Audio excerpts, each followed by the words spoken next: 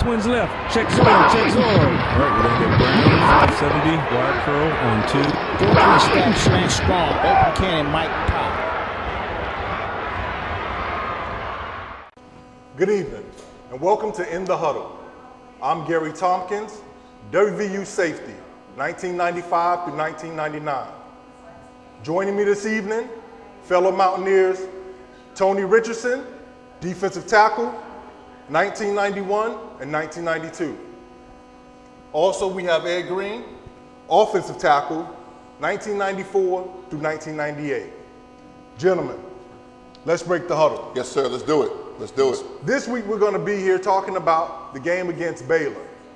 WVU had a horrible showing, and it's easy to see. Yeah, Tell me, what was your synopsis of the game? Well, to start out, I thought we did pretty. We didn't come out as flat as we did as the previous week. So there's that glimmer of hope. Okay. But then that submarine got sunk somewhere later on. You know, I think I don't know. We had what I would consider a strong level of commitment in the beginning. I thought we were hanging in there. We were making some mistakes, but again, the penalties started to creep up on us. And then what I noticed is the game progressed more and more as penalties started to accrue, and then mistakes started to happen. The confidence just left the building, and right then and there was it was the writing on the wall. And then what I saw going towards into the fourth quarter, there was a huge separation between Baylor and West Virginia. Okay. It seemed like, you remember when you were a kid and you're playing in the yard with some of the older guys, your uncles and stuff like that? It seemed like they were able to do stuff on command on us. And that's a mental thing. That's what I talked about last week. Mentally, I just think that we fracture and then it just breaks. And that's what I think happened. That's a good call. There's a lot to talk about with this game. There are many mistakes made. There were missed opportunities. Yes, sir. But tell me, Tone, going into the game, how did you feel the Mountaineers were fair? You know what, Gary, going into the game, I thought, we had a chance to do something special. Yeah. I thought there was an opportunity there for us to go down to Baylor and maybe pull out the upset. However, as the game progressed, and there's certain things we talked about on our previous shows, and they still stick out. Mental mistakes was one of the problems that I've seen. No pass rush. Now, I've been saying that for a while now, and we're still not getting to the quarterback enough to make him nervous back there. Yeah. Turnovers is always something that's going to be a problem. But Gary, I'm going back to what you and I do is defense. You would think in West Virginia football, you scored 38 points, you should win a ball game. That's right. Yeah, absolutely. Would you say that, Ed? You would think. Now, I get it. I know we're in the Big 12. They score a lot of points. I understand that. However, what I thought was going to be the backbone of this team was going to be our defense. And I have to say, being a defensive player, I'm a little disappointed. Yeah. Because that's not happening. And you being a fellow DB, can you tell me real quick, what is going on back there? Is Carl Joseph that much of a difference? Yeah. This is where I want to comment on the defensive secondary, because this is an area in which I have some knowledge. I played here as a safety, 3-year starter, played under Van Washington, who was a guy who was probably one of the smartest football players that I've ever been around. Okay. Now, what I see in watching the game, I tend to watch the games like we watch film. Yes, sir. I turn it down. Yeah. I don't have any sound, and I just watch our players as they play. I try to figure out who's going to make a smart play. Okay. And what I saw that was the problem on defense is that we had guys lined up incorrectly, Yeah. that blown coverages, Fundamental stuff. not playing smart football. Yeah. So when I'm playing in the secondary and I'm a corner and I have a guy with a wide split and there's no one else between him and the tackle, then I will cheat inside because I recognize that the route he can beat me on is a slant, and that's the easiest throw for the quarterback. I saw defensive backs jamming at receivers, stepping with the outside leg and giving the open release. Not really challenging, and that's the problem that I have with the team right now, or at least our defensive secondary. But again, we have lots to talk about in this game. So let's start with the first quarter. Things opened up pretty quickly. Yeah. Baylor ran down the field. They did what they do. We answered We Yes, answered we did. the call. Yes, we did. So it appeared that we were going to be in a tight football game. Offensively, tell me what happened, or how would you feel going against one of the top-ranked offenses in the nation, and then you're able to show that you can go out there and put up points too. What's your feeling after 7-7 tie? Well, then the confidence barrier is there. It's there in the beginning because you're like, man, the boogeyman this week is Baylor. They're highly ranked. We didn't have a couple of weeks of showing, but then you get on the field and you take that first punch, and then you've delivered one yourself, and the confidence is there. Mm-hmm. Now listen, they ain't that bad. I'm in the huddle. I'm like, we got this. Mm-hmm. They're not gonna blow us out, and we're gonna put up some points just like they're gonna put up some points. But we're gonna be in the duel here, and it seemed like that confidence was there, but briefly. Okay. It's like do the Mountaineers, do the players really believe in themselves, in their system? Because that's what I was seeing. I mean, when they were zooming in on those cameras, and I saw those eyes wandering and people kind of looking off, and Story out. I could see it. As players, if I see somebody across the field from me, Okay. and I see that, I know I got you. Okay, there you go. You know what I mean? Okay. Because There you go. this game is a game of what? It's a game from the shoulders up. We always learn that. Absolutely. We're talking about something that a lot of people don't talk about, and that is football mentality. We're Right. talking about football intelligence, smarts on the field, playing sir. smart, being smart. How important is that for us now as a team that is looking at a 3-3 record and still lots of Big 12 play? Well, you know what, Gary? I think it goes back to being consistent, and we have to eliminate the mental errors.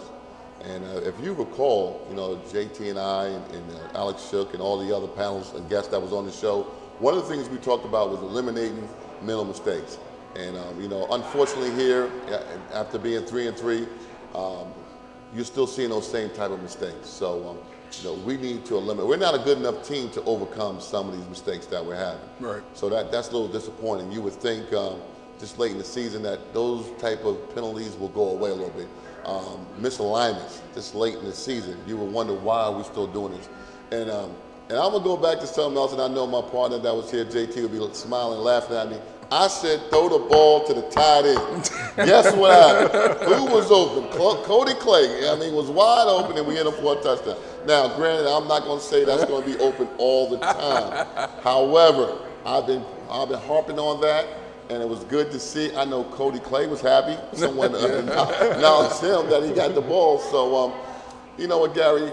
I guess to glaze over what you just said, it's a little disappointing, but I'm a Mountaineer guy. I think we will get this thing turned around, and hopefully we'll get better. Yeah. Here's another question. Okay.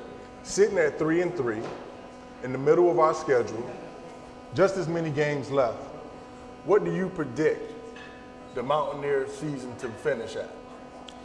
I still have confidence that that we'll finish strong.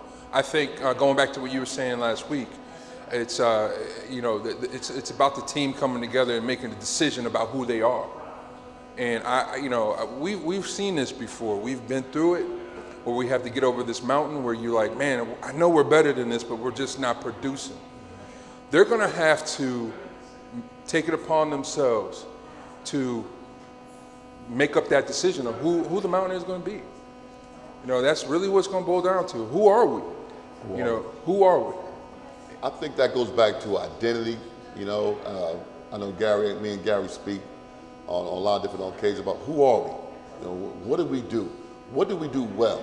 And I think we need to find out what do we do well. Yeah. Sometimes we can run it, sometimes we can't. Sometimes we can throw it, sometimes we can't. What are we? And to answer your question, I think we're gonna go 75. I'm gonna go out there. Boy, I'm going out there right now. I'm going out there. I'm saying 75. Therefore, I'm giving up that was two my more prediction. games. That was my prediction. Yeah, I'm going 75. That's what I think we're going to get this thing turned around. We got some good games coming in our house after we get done with this TCU game, which I'm sure we'll talk about here shortly. But I think if we identify who we are, go down here to TCU next week, have a good showing, have some confidence. I would love to come out with the W. Because I don't like to give up nothing. I don't like to feel that we're going out there to lose. I'm not going down to Texas to lose. I know if I'm on that flight, I'm coming down there to take care of business. So I'm hoping that these young Mountaineers feel the same way, and we can come back and get on the right track sometimes, Gary, it takes a win. That's right. You get that That's win, all. and, you know, I think our last win was Maryland. That was a while ago. I mean, I think we still have leaves on the trees. But we gotta turn it around where we need to get back in that win column and start playing Mountaineer football. Yeah, I'll echo that. I mean, they just simply need to bite down and decide that they're going to turn this boat around. Okay, this is the part of the show where we turn it over to the audience. We have a trivia question for the audience. Anyone, just please raise your hand. Which Mountaineer offensive player was the Big 12 Special Teams Player of the Week? Good question. Yeah. Good question. Good question. What do we have there? Sheldon Gibson. Outstanding. Good. Outstanding. All right, good answer, good answer. We have koozies for those answering the questions correctly. So we'll give you one after the show. Absolutely. Good job, man. Good Thank job. All right. Getting back to the football game. All right. Talking about, we're still in the first quarter. Yeah, let's do it. Baylor receiver has 96 yards, I believe, on 3 or 4 catches in the first quarter. On his way to average almost a 400-yard football game. Insane Receiving. numbers. Insane numbers. Insane numbers that you should never see from a receiver corps. Never. 15 touchdowns, though, already on the season. Is this receiver that good, or is our defense that bad? Well, I'm going to go listen to what my coach said. Coach Hoganson said. He said that the young man, the wide receiver, his name escaped me, but we know who he is, the one that's scoring all the touchdowns. He was a guy that he said reminds him of another guy that played here named Tavon Austin, but he thought he was a little bit more bigger than Tavon. Yeah. He said a little more friskier, and he got a chance to see him up and close, and he gets a chance to see him in film. Well, the Mountaineers got a chance to see him up and close. And he was everything what they said he was. The guy was elusive, the guy was dynamic, and he had that swagger that we talk about as athletes, that I'm the best player on the field. And he went out there and proved it. And so I looked at Baylor, and I think we talked about it last week. What they like to do is spread you out, get their best receiver on one of your cornerbacks that are not that good, and go at it. And it just seemed like, their offensive coordinator, they had a plan. They knew what they wanted to do, and they attacked us. And that's what bothered me as far as being a defensive guy. They attacked us, and I don't know what adjustments did we make to stop them from attacking. Any adjustment that was made didn't work. They counteracted. And man, we talked about this last week, and you hit the nail on the head. And normally I like to talk offense, okay? But this is, when I look at defense, like you said, where's the boogeyman? You need to know where this pass rush is coming from.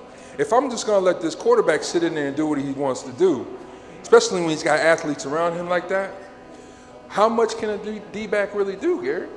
If he's got all the time in the world to sit and play his feet and time his reads, and we're not flushing that quarterback, we're not moving him around, we're not even putting any fear into him. You're right. Yeah. He's not. It's like the D-line is irrelevant. We need that guy on the front line that's gonna be fierce. Right now it seems to be all doom and gloom for the Mountaineer team. I have to tell you, for every Mountaineer fan out there, we do have special guys, we do have special players. Yeah. At this point, I cannot tell what the disconnect is. I think we do have an offensive coach or a coordinator that can call plays and get us to moving the ball. We see every week that we put up big numbers still. Absolutely. We still have running backs with over 100 yards rushing. We have receivers getting close to the 100 yards, sometimes over. The numbers are there. Yeah. The numbers are there. What do you think is the problem for this team?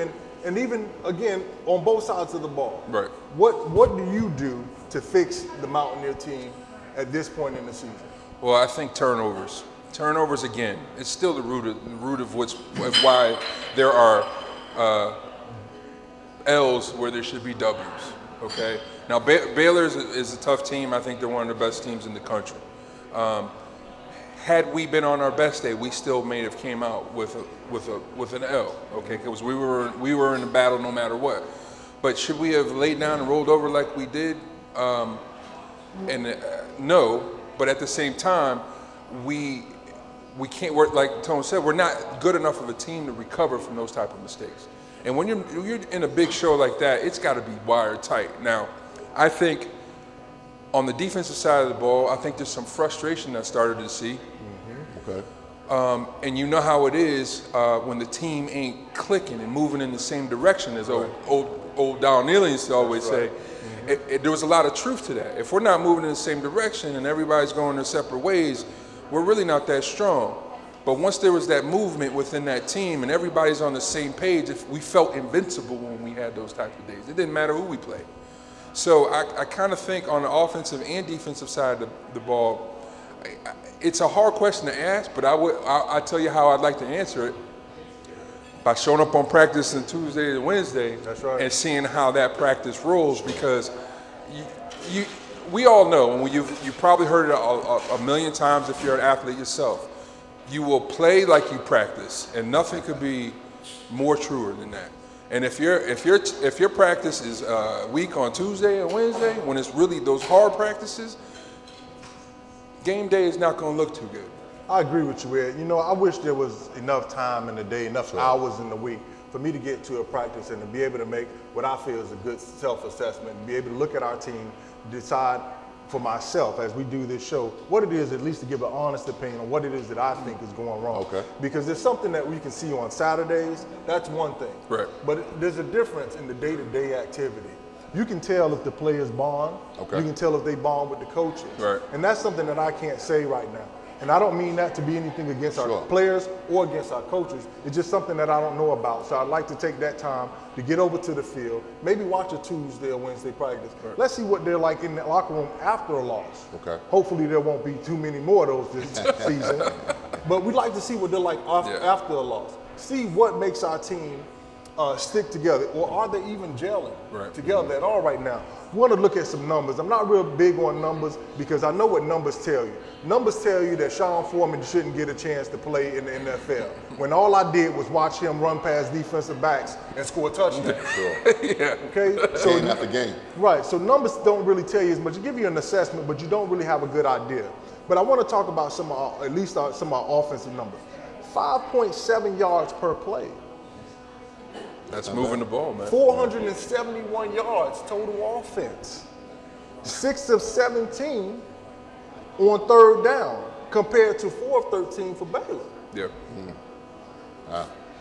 Now, what's happening here? A defense is getting scored on. But when you hear these numbers, it's a rare chance that you see a team put up 471 yards and end up with an L and only 1 turnover. Sure. Now, look in comparison, which is going to bring me to another question. In comparison, 693 total yards of offense for Baylor. That's a lot of offense. Is that like a mile? That's a couple miles, ain't it? Is that a video game? That's a lot of yards. 8.2 yards per play. Almost a first down every time they touch the ball. Gee whiz. 4 of 5 on 4th down conversions. 4 or 5. Now, what does that tell you? Who has the confidence to go for it on 4th down 5 times in a ball game? With those type of stats, why wouldn't you?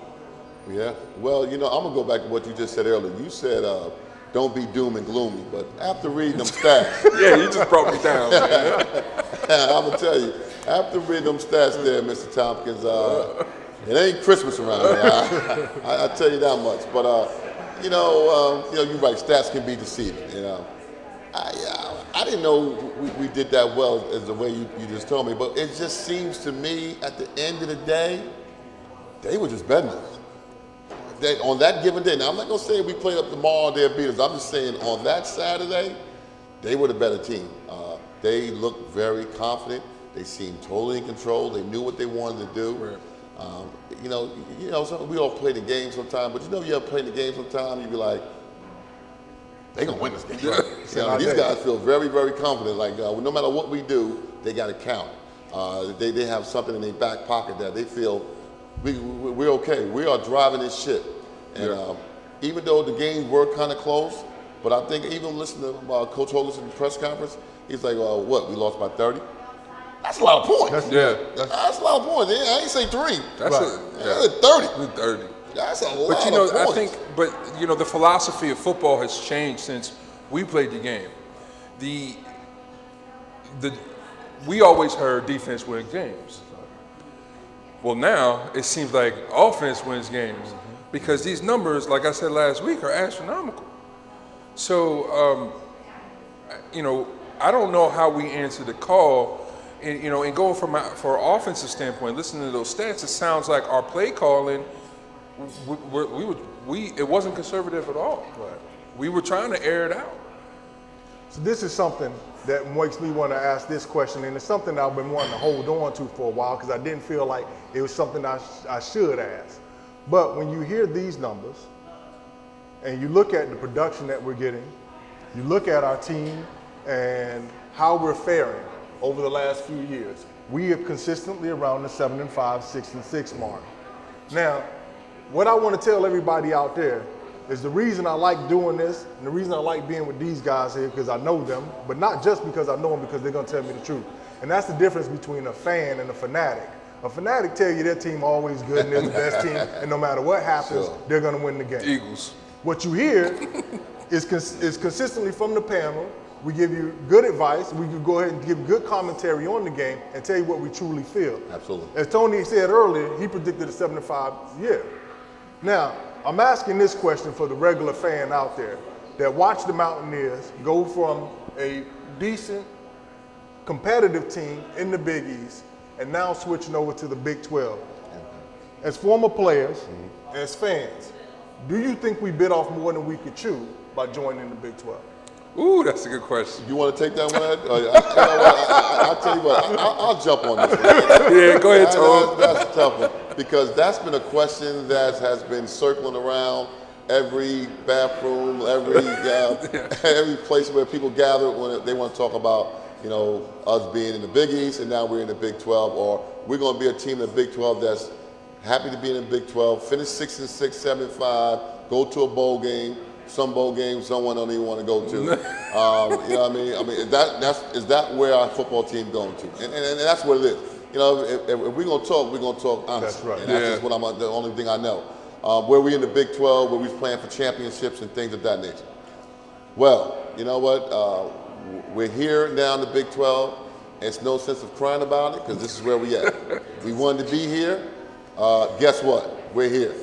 And these teams not going to take it easy on us. As a matter of fact, you know what's funny, Gary? Today I was in the Big 12 housing conference, and it was all the Big 12 members there.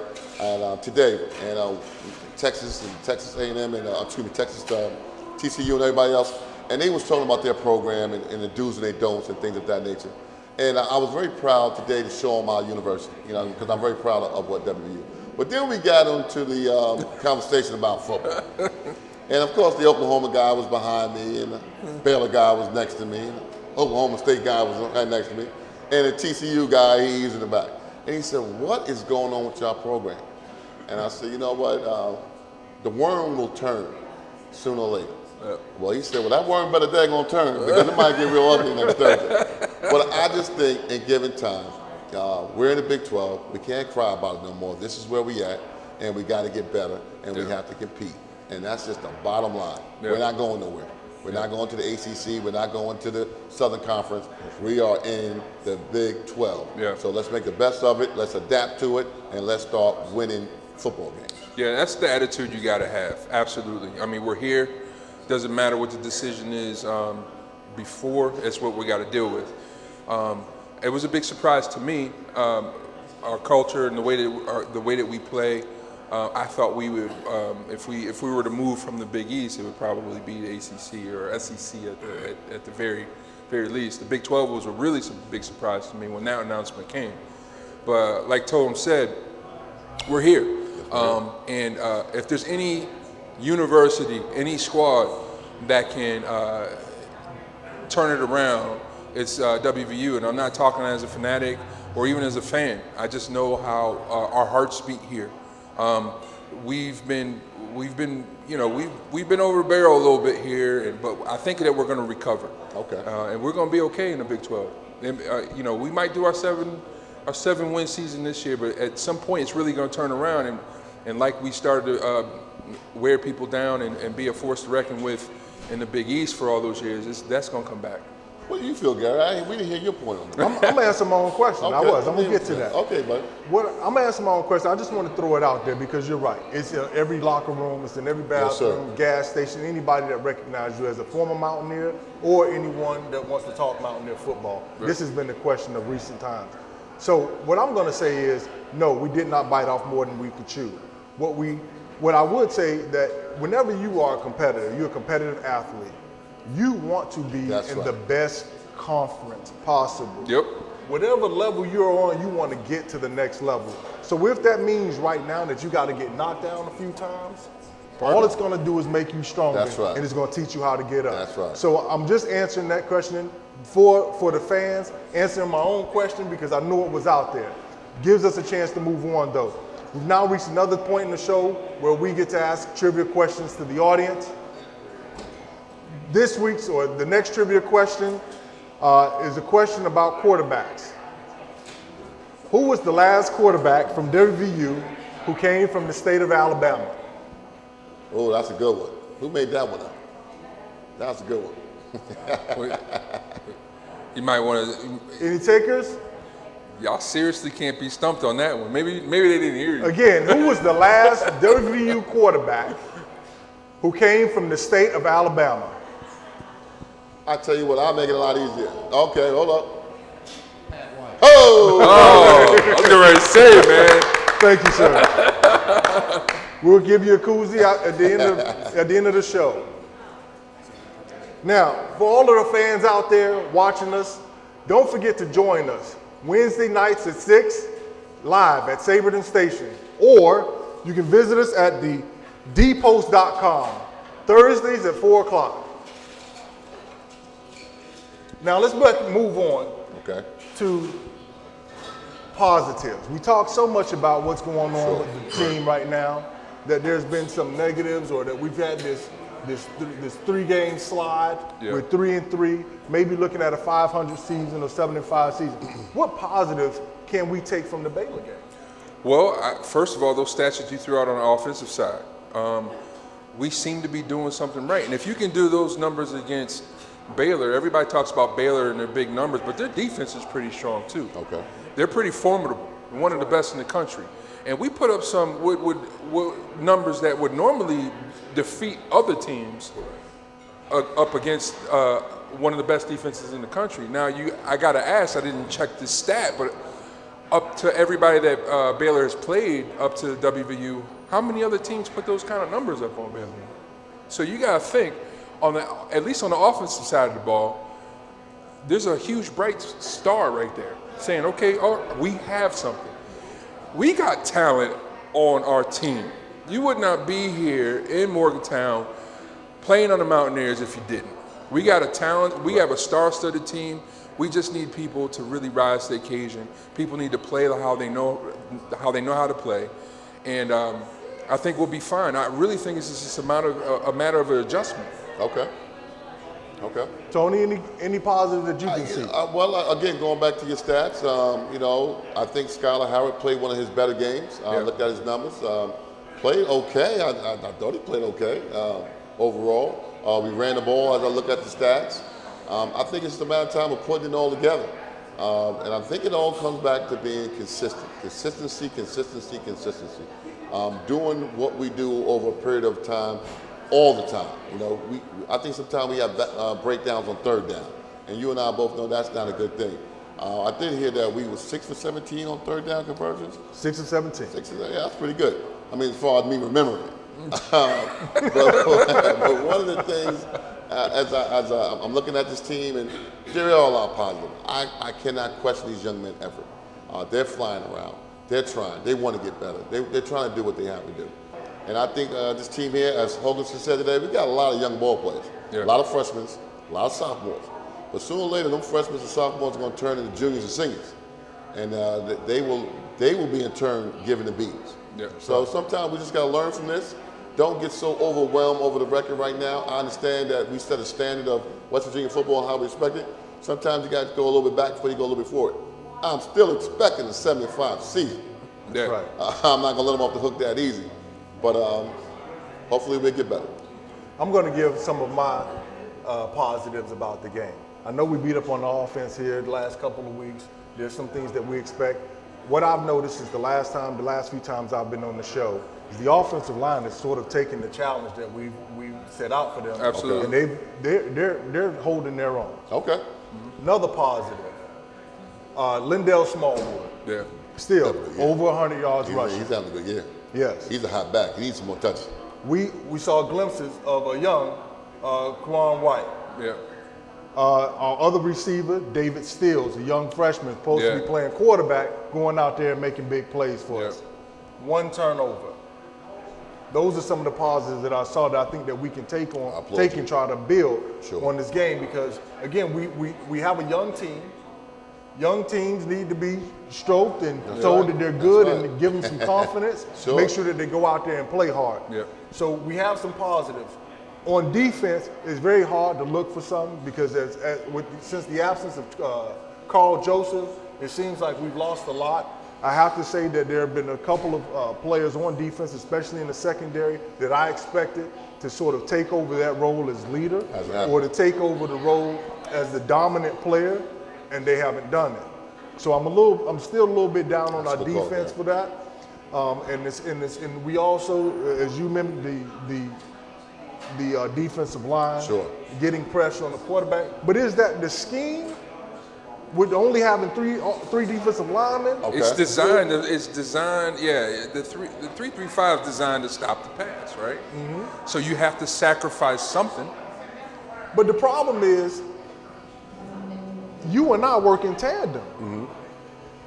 If they're giving up a lot, if I'm giving up a lot of yards on defense in the secondary, at some point I'm going to look at Tone and say, "Hey, man, what you doing? Help me out here." I've been that huddle before. And them DBs, they don't hesitate to say that. They're going to challenge you and be like, "Hey, we can't cover all day." And that's a very good point, Gary. I think we didn't touch on the defense. We've been focused on the offense a little bit. We need to look at our defense. And one of the things I've said, and I hate to keep hitting on the same thing over and over, we have to generate pressure. Yeah. And I'm going to go back to an NFL thing as far as watching my New York Giants play on Monday night. We need a pass rush. West Virginia University needs a pass rusher. Now, Pierre Paul is the pass rusher for the Giants. We identify him. We need him back. We need to identify a pass rusher on this West Virginia team. Again, I'm going to go back again. We had Bruce Irvin. We had Gary Stills. We had Canoe Curtis. We had guys that will get you double-digit sacks. Granted, that was in a 4-3 defense, except for Bruce Irvin. Bruce worked in that system. So we need to find whoever it is, if it's a lineman, if it's one of those million safeties we got back there in that 3-3-5 or whatever, we have to identify someone that can get up. These quarterbacks, they're too good to give them time. Right. They're just flat out too good. And if they can sit back there and pick you apart, they will. You know, but that goes back to what he's saying. You know, is it the scheme? You know, I don't see a whole lot of, do we sacrifice any of those corners or whatever to come down and take a shot at that quarterback? I don't see a whole lot of that happening. It seems like it's just kind of zoning. Well, the problem with the scheme, which don't want to criticize, is just a question to throw out there. We're just talking football. But I don't want to criticize, but if we're going to give up the pass rush, then we got to stop the pass. So if we're giving that up, and the wide receiver still has 96 yards in the first quarter, then there's still something wrong. Is that a disconnect? There's a huge disconnect. Something wrong, and I'll be honest with you. Somebody got to get mad out there. Everybody. Somebody got to get a penalty. That was Barry Green and Oz Rude when something went wrong, when it went down. Who getting the penalty? Who getting the penalty? We just gonna hit one of these. I do recall that. We got some penalties. We just gonna hit one of these receivers let while them they running across. Send a message because they running too. It's going down right now. We tired of it. We're not gonna be a victim. Well, I think I hate to go back. It's not really a negative. Mm-hmm. That's not where I'm going with this particular statement. But it seemed like when Carl Joseph got hurt, it ripped the spirituality out of the defense. It did. I'm gonna tell you that because body language says I'm gonna go a little bit back. I'm gonna go to what the big guys who sits in this chair normally would say. Next man up. That's the mentality. Next man up. Actually, the next man up has to up. be even nastier than the man Because that that he just next went man down up, that if he's here, he has to be pretty talented to get here. Yeah. He has to have something to earn him a scholarship. No, is he Charles Joseph? No, he's not. But daggone it, he should be halfway. He should be pretty daggone good. Where's the fire? Where's the screaming, You know what I mean? jumping and hollering? I used to get that from KJ Dillon. You know what I mean? A Floridian boy. That's right. You know what I mean? That was fired up boy. That was fired up, ready to play football. I haven't seen it. You know, and I think he's the closest one to the next leader. Gary's kind of being nice with you guys. You know what I mean? He's not putting guys on blast. You know what I mean? If we football and we was talking outside without these mics, he'd be talking a little bit different. But since we are on the mic and we're on the internet or whatever, you know, he's being a professional. But you know, heart to heart, I think if my WV guys are watching this show, they know what we're talking about. Yeah. You know what I mean? It's time to step up, boys. It's time for you guys to do what you guys do. Y'all very talented young men.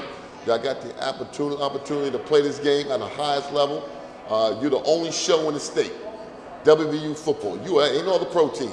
It's just you guys. So you got the faith of everybody around you guys. Step up here and play this game. I hope Marshall heard that. The only show in the state.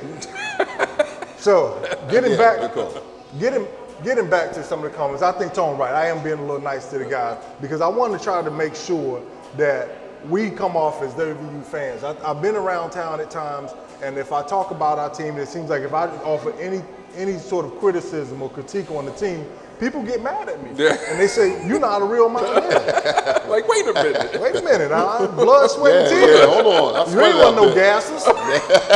You ain't pushing no weights. But this is the truth, and I think you're right. If we call the names, then you're right. Dylan is one of those guys that I'd like to see step it up because I honestly felt like he was the Dennis Smith to the Steve Atwater. Yeah, that's right. You know, he was the guy that even without Steve Atwater, if you came back there playing, you was gonna get it handed to you. And he's been lost for the last couple of games. Yeah. So I've just been wanting to have a chance to just talk about where we were with this defense, where we were with our team. We have an email question. Okay. And I'm going to go ahead and give this one in honor of our esteemed host, JT Thomas. Hey, we miss you, big guy. This question comes from JT Thomas, who is celebrating his 43rd birthday. So first and foremost, Happy I want to birthday. give a shout out to JT. Happy birthday, young Say man. happy birthday, big bro. Yes. Absolutely. Guy that I like, that I always liked Yes. since coming here, one of the elders that introduced me to WVU football. Yes, he did. It gave me an opportunity to enjoy my college experience. And just one of the guys that I looked up to and it helped me along with my career Great mentor and my for a lot of transition. guys. So we're going to move on to the question, which is, can the panel give a rationale as to why we ran successfully as the boot and waggle play one time, scored a touchdown by throwing the ball to the tight end, and never came back to that play? Good question. Anybody watching the show know JT is obsessed with the boot and waggle. He likes the boot waggle. Could any of you comment on why we had success with that play and didn't come back to it? I think we had success with it because it was unexpected. Okay, it's out of our normal rhythm. So they probably didn't even see it. If you watch any film on WVU, if I'm Baylor, I wouldn't have even seen that play before. So that's what gave it its ability to work. Okay, now just because it worked once, don't mean it's gonna keep working. That's right. That's pretty, so those are the type of plays that you gotta have to kind of season the game with a little bit. Can't eat it all the time. Yeah, you can't be like, oh, we're coming back with the waggle. That's No, right. because it's gonna get shut down. So That's right. that's what I think. This is an old football play. It may have worked because of, like you said, we don't see a whole lot of it on our film work, But and we don't have a whole hold lot on. of You it know going what? on. Another thing too is that it don't have to be a boot and waggle to the tight end. We can do other plays to the tight end. You know can what I mean? modify it. It doesn't have to always be that waggle to the tight end. And I'm not saying the tight end is going to win all the games for you. I'm just saying it can open some things up that you can spitball off it and do something else different off it. And that's the whole thing with, I think, JT, and the point I was making is that, we don't throw the ball enough to Cody Clay or whatever tight end that we have in there, doesn't mean that it's always going to work during the waggle, but there's other sets and other things we can do that can maybe open up something else. Right. Agreed. I think the panel agrees. We just need to continue to try to play football, versify our playbook, Absolutely. and use whatever works for us. So great email question, JT. We miss you here. Again, we appreciate you, and we just want to say happy birthday. Yes. Fans and fanatics, please remember us. Wednesday evenings, 6 p.m. live at Saberton Station. You can come down and enjoy this experience with us, former WVU football players. We like to meet you, we like to talk with you, and we like to get some of your opinions as well and hear a little bit more from the audience. If you're not able to come down, please watch us online, thedpost.com, Thursdays by 4 p.m. If you have an email question, please send your emails to inthehuddle@thedpost.com. You want me to take the next question, Gary? Or you want to keep moving on? No more questions tonight. Okay. from email commentary. But I will like to move on to the TCU game. Okay. Yeah. Obviously, we have a lot of time. We have basically another week and a half to prepare for TCU. Preseason said the TCU was going to be just as dangerous as a Baylor team. We have seen TCU put up phenomenal numbers in the last, I would say, 5 years, maybe even Been longer. very consistent, absolutely. Very consistent football team. Consistency, something you talk about. Yes, sir. What should we expect from the Mountaineers, offensively and defensively, going into the TCU game, especially with the amount of time that we've had to prepare? We should expect, and I hope that we see, reckless abandon on both sides of the ball. Baylor was redemption. We had that opportunity. It was a missed opportunity. We unfortunately came home with the loss. But now we have some time to regroup, get ready. I hope that our coaches turn up the heat. I hope there's a whole lot of inside drill going on. Sure. Maybe some Oklahoma drill. And right now, for the team, it's way bigger than just game day. The preparation will ultimately tell you how you're going to perform on that game day, whether it's a Friday or Saturday or whatever day it might be, a Thursday. So I expect a huge turnaround with this team. I predict it because it's enough time to sit and let these losses sink in. And I know, we all understand what it feels like as former Mountaineer players. A loss isn't just a loss. I mean, you feel like, you let a whole bunch of people down, you let the Mountaineer Nation down, and you don't want to keep doing that. So now, if I was TCU, I'd be really concerned because when the musket fires, it usually hits its mark, and that's what's going to happen. I firmly believe that. But now it's on the coaching staff to regroup and say, okay, how can we get these guys on the same page? Okay. Tone, Yes, I want sir. to get to you because defensively, I think we feel the same way. Okay. As I mentioned before, let our hitters hit. Put the players out there that's hungry, that want to play. What do you expect our defense, how do you expect them to recover from 693 yards? Man, them numbers again. You like the number, don't you? You like the 3 number. yards on being thrown to run, whatever, because it seemed like they did whatever they wanted to do. Yes, sir. Put up on your defense. How do you recover from that, and how do you prepare for the next game? Well, what I would like to do is bring back the players I had last year that played TCU. That's what I would like to do if I could. But They're somewhere, aren't they? I guess the NCAA won't let me do that. So I guess I got to go with what I got, and I got no problem with that. What we're going to have to do, man, is of course, we get the opportunity to look at a lot of film, see what we did against them last year because we had them last year. That's right. We had them last year. That's right. And we let them off the hook. This year, they feel like they're the top dog, but let's go back and look at them for a little bit. Because Texas Tech had those guys. That's right. Yeah. Texas Tech, I'm not putting anything against Texas Tech, but Texas Tech showed people the way. You can score on these guys. What we need to do on the defensive side of the ball, we need to go back to what we do. I mean, I want to go back and see our guys flying around, like Ed say, bringing that swagger back, having some fun, because at the end of the day, it is a game. You want to have fun out there and play Mountaineer football. I mean, let's be aggressive. I think right now, and I'm not knocking Tony Gibson, I know Tony, I think we're a little bit on our heels right now.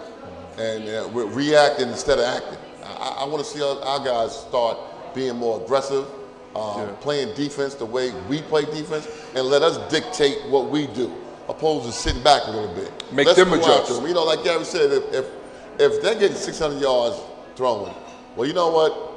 I'm not going to quarterback out the game. Right. I mean, I got to go after the quarterback. Yeah, I mean, you know what I mean? I'm getting mad at the game. I'll be honest with you. It's a couple games that I've been in where guys have either said something that I didn't like, or they did something I didn't like, and you know, I gave them some choice words to let them know that this is over with. I'm sure. Yeah, this is you gotta go after this quarterback. This is over. And he's a good quarterback now. Boykins, Boykins, am I correct? Right? Yeah, a nice, good quarterback, experienced quarterback. Can do a lot of things. Another thing too, I see what's hurting us too. We're not putting the quarterback on the ground. I mean, when they are running the ball. Right. You know what I mean? And this guy's going to run it. Yeah, he's going to run it. Yeah, this guy's going to run it. He's going to run it. No question about it. He's going to test us and see. And we have the defense. You know, what's disappointing is that this is supposed to be the strength of our team. Right, exactly. I mean, I was told from guys that found the Mountaineers, got an opportunity to go out there in the summer, Tone, you should see this defense over here. They look unbelievable. Our defense might be one of the best. I heard about Mountaineer history. Anytime I hear that, my eyebrow goes straight to the ceiling. Well, Beasley called me up in that 93 team and playing before. Aaron Beasley like, are you serious, Tone? I said, I'm just telling you what they told me, all the fellow Mountaineer guys. So go ahead, Tom. No, I just wanted to look at it. I would give my take on what I would expect, or at least what I would want from the team. From a coaching standpoint, you give your players a couple days to relax. Not necessarily relax, but maybe half shells. Get their legs back. Give them a couple days to sort of get their movement, deal with the injury from the Baylor loss, and whatever Baylor put on you, hopefully you wash that off. Then you come back the next week, and I expect the first couple of days of practice to be pushed hard. I want you mad and angry with the way that I pushed you in practice, with the amount of gases I made you run, how many times you ran the same play over and over again. Drill. And I want you to be irritable come the following Saturday when we play TCU. I want you to feel like, you know, I had to go through all of this just to play you. Yeah. And hopefully for some of the young guys that'll be there next year, to remember that practice and hopefully get us some revenge on Baylor. But that's looking far ahead. That's right. Okay? But what I do expect to see is maybe a better game plan. Yeah. Looking at putting up big numbers. Okay. Because right now that's what it takes. That's what it takes right now to be in the Big 12. You must score. And despite the numbers that we see here, it's not getting it done in our league. That's right. And so that's something that we're going to have to adjust to in order to be consistent and to be competitive in Big 12 play. Hey, you know, one thing I'm glad that dust is settling. I'm not hearing the Skylar Howard question about should he be playing anymore. That's our quarterback. Yeah. Thank you. So let's go ahead and put that to rest. He's our quarterback. He's our guy. Let's give him all the support he needs. Yeah. For our Mountaineer fans out there, we want to take some questions from the audience. Does anybody have any questions concerning our current Derry VU football team, our players, or anything else concerning Derry VU? Go ahead, sir. I'm wondering why Wendell Smallwood isn't getting the majority of the carries. Okay. That's a tough question. It's a good question. I'm sure a lot of people are asking that. And that's a hard question for me to answer because I think I see the same thing that you see. I think here he is, second leading in the Big 12, first on our team, despite being a backup. A guy who I think has just a little bit more speed, a little bit more quickness than the starter, and Russell Shell, and just someone who I think consistently makes plays for us. So I'll be honest, I can't answer that question for you because I would like to see him get the ball more. Can any of you offer anything on that? No, I think you just summed it up, Gary. I think you just summed it up. I mean, outside of being the offensive coordinator or what's going on at WVU, I don't. That's just something that I can't understand. I don't know. You have the most consistent and most productive offensive weapon. I would be that coach where he'd have to look at me and say, listen, can I start tapping my helmet? I need a break. Because he's a workhorse, and when you feed him the ball, he produces. So why not? It's not broke. And it can't be for fumbling because they both fumble. So, The only advice I would have to that young man is to start to don't get arrogant, don't get cocky or big-headed, but start to kind of call your own name a little bit. Let it be known around your teammates that, hey, I'm a good player. Yeah, sure. Put it on your coaching staff to challenge them to give you more carries to see what you do with the ball. Yeah, elevate your team. Go ahead and take that step. And that's what we're talking about. I'm seeing everybody a little bit reserved. Man, this is football. This is football. This is football. You're supposed to be wide open and straight up animal on the field. That's right. Thank you again. Excellent question. Very good question. Appreciate it. Are there any more questions? Any more questions from the audience? Anyone have any questions about WVU football? West Virginia University? Old or new school? Now, see, after the show, we'll get a million questions. Yeah, exactly. Right? Everybody's afraid to be put on TV or something. Okay. Well, fellas, let's finish talking football. Let's get ready to close out the show. Okay. All right. Moving on. We talked stats. We talked football. We talked the previous game. Yes, sir. We're talking about TCU somewhat.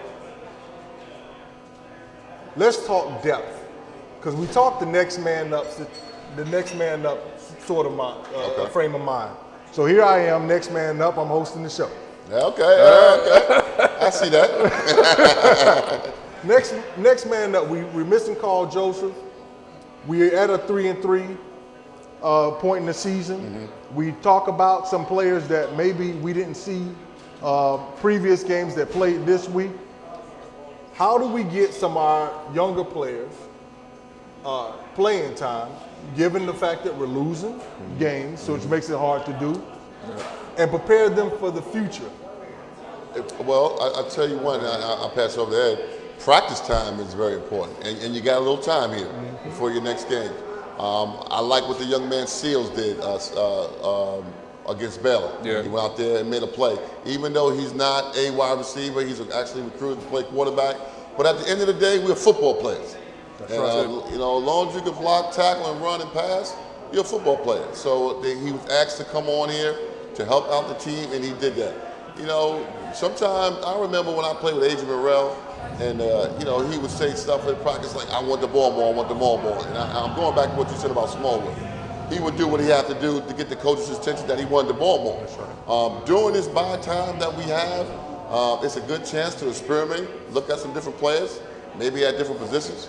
I don't say you change everything what you're doing, because you guys are the professionals, the coaches, but it'd be a good chance to look at some guys in season opposed to waiting to spring to get an idea of what can they contribute for you now.